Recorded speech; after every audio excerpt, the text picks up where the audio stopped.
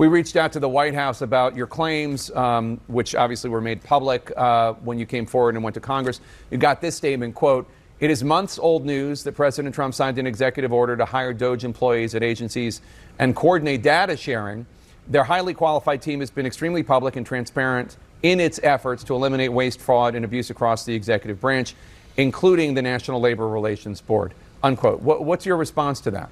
So I believe that if that was true, we would have access to the code that they're running. We would be able to see these things that they're hiding. I don't believe that there's transparency, and that's all I'm asking for here. And Andrew, give us the view, the 30,000-foot view here, because obviously this data could be beneficial to others, either corporations or even a foreign actor with malign intention. How do you know that? So we know that because the information that the National Labor Relations Board looks at are basically corporate documents and things that involve unions. So there's a lot of sensitive corporate information that is included within this, which yes could be of interest to Elon Musk, but at the same time they're of interest to our foreign adversaries. I'd like to step back for a moment and talk about what the larger implication is here. So this is happening at the NLRB, at the National Labor Relations Board, but Dan is brave enough to come forward, and there are others within the government that I've talked to and that we've talked to who have seen something identical as this. There are two data points that I want to point out that should give everybody pause.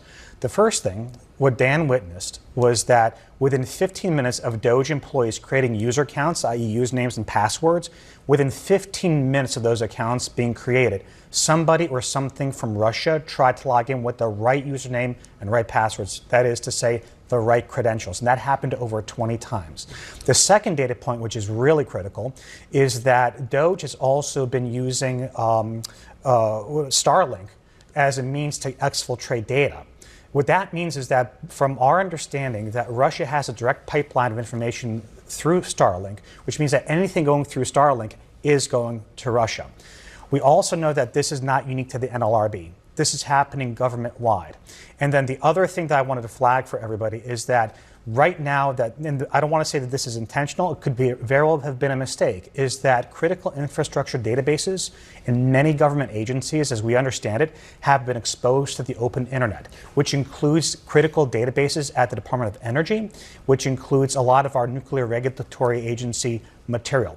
So right now, the real concern is that this is not unlike Chernobyl and all of the control panels lighting up after the meltdown. This is serious, and I just want